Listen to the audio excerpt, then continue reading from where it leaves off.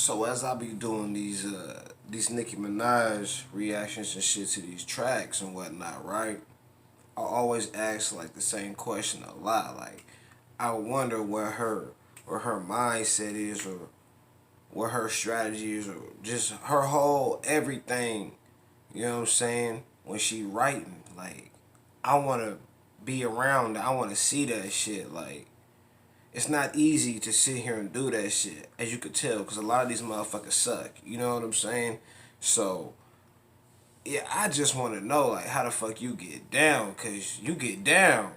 So, I'm about to check out this motherfucking interview right here and see if I can get a little bit of a glimpse of that shit. You feel me? Drop me a comment, let me know what the fuck you think. You don't get it like that.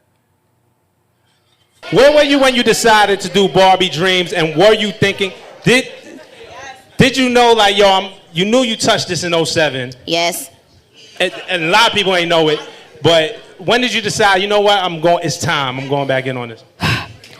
I just it's been in my mind for a while, and then when I was dating someone, right, and I said, I asked him what he thought, and I don't think he would have been too fond of it.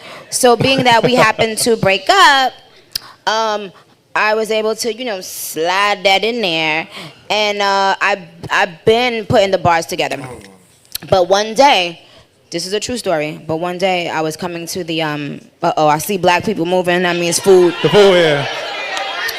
Whenever black people when you start losing their attention.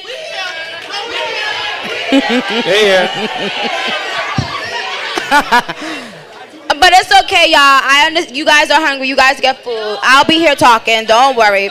But look. So one day I just pulled up to the studio. This is before I had my own little studio. I pulled up to the studio and Rob, I'm not kidding.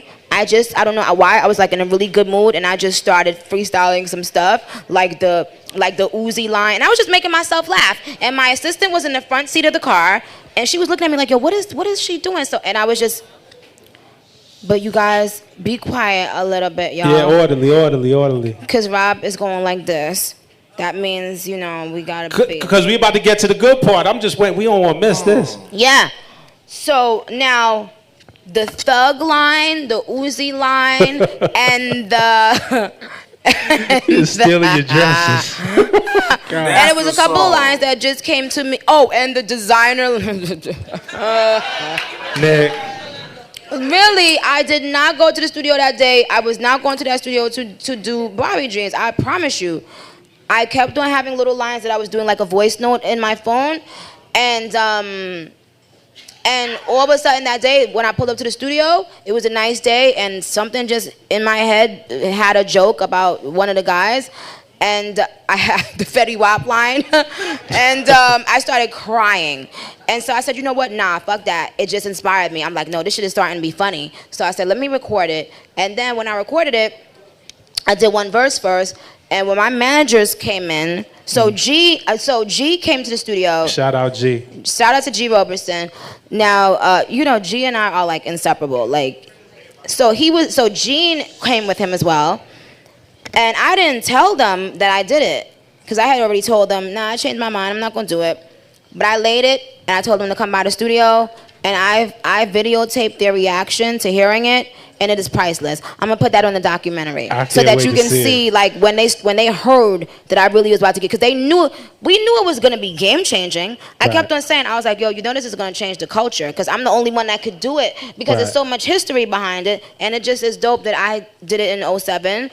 My first mixtape, and it feels like everything is, came full circle with Queen, and I don't know, everything feels good about the making of Queen and the way it came out and everything. So I wanted to give people something that would make them excited, like how they were when they first started hearing me. And it's dope, I A/B didn't listen to the old one and the new one. And if you compare the rappers that you talk about, it really brings you back to a time when, like, there was a lot of Dipset talk in the first one, but being from New York, like, of course, you know what I'm saying, and now the new version is just so dope. But it's dope to listen and compare to where you were in '07 and where you are now with it. True story. I have not listened to the old version, but because you said that, I want to go and listen to it. Yeah. One question I want to know. Two things. Again, it wasn't a diss track. It hurt me when I seen you had to tweet and explain that. Again, I'm a hip hop head, so I'm gonna spread some knowledge. Hip hop has a deep history of these type of tracks. If you go back to Ice Cube jacking for beats, when he's talking about stealing beats from Public Enemy, those were his friends. It was just a joke. Yeah. Biggie with Just Playing. 50 Cent with How to Rob. This is hip hop history. There is a lineage of these type of tracks, and this is just another chapter in it. But what I want to know is, and this is your guy, you guys have a close relationship. Drake worth 100 milli, he always buying me shit, but I don't know if the pussy wet or if he crying and shit. Did he call you? He had to have called you and be like, God damn, Nick.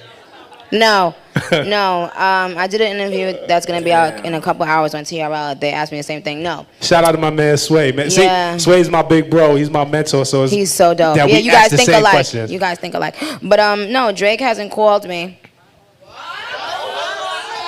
He might be loading one up though. Like you know, you want to have fun, you want to play. He might want to play. He about to have back to back. Y'all gonna leave Drake alone, man. No, I thought that was like a dope thing. I thought it was like a compliment. It's funny, you know. He has a record caught in my feelings, so I thought he would like it. I thought it would be Nicki, funny. Do you love me?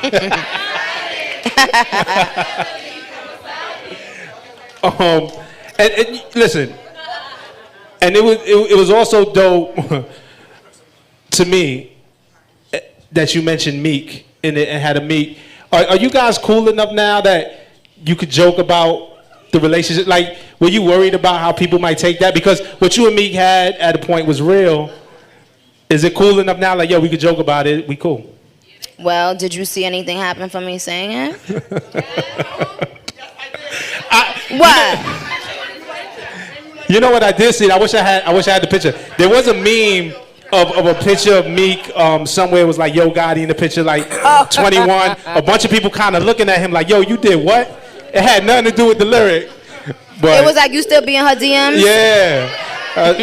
Y'all be doing too much. I saw that. That was funny.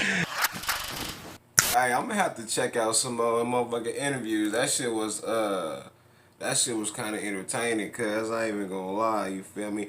But it's nice to know though, and I know a couple of artists who do that shit. Like, they'll say some shit some years ago and just work on that shit and change it up a couple times, throw some shit up in here and overlap it with some more shit and create some banging ass shit. That's like a real rap thing, like on some real shit. Like, even motherfuckers who do poetry, like, they real life play with that shit, like, for a while. They you know what I'm saying? A lot of females know what's happening. They do poetry. Niggas too. You know what I'm saying? A lot of brothers do that shit. But it's all about thinking, you know what I'm saying? And you always want that artist who's gonna put out their best work and not just try to put work out just so they can have a catalog, you know what I'm saying? When you want every fucking song and feature to be special, it's like, that's a motherfucker who care, you know what I'm saying? That's a motherfucker who care. That's just my personal opinion, you know what I mean? But yeah, drop me a comment, let me know what you think.